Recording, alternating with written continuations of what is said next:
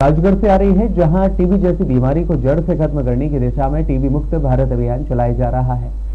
इस अधिनियम के अभियान में देखा जाए तो अंतर्गत मंगलवार को भी खेजड़िया में टीबी स्क्रीनिंग कैंप का आयोजन किया गया, जिसमें बड़ी संख्या में ग्रामवासियों का स्वास्थ्य परीक्षण हुआ।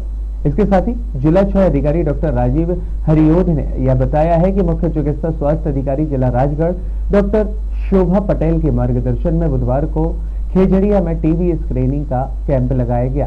61 ग्रामवासियों के एक्सरे किए गए। टीबी कार्यक्रम के बारे में ग्रामवासियों को जानकारी दी गई।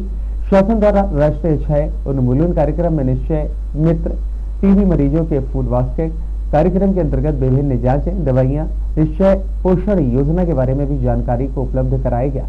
शिविर में सीएचओ और CHO Mohan, STS Ghanshyam Yadav, radiographer Manoj Gaur, Krishna Yadav, ASHA पर्यवेक्षक और सभी कार्यकर्ता भी उपस्थित रहे।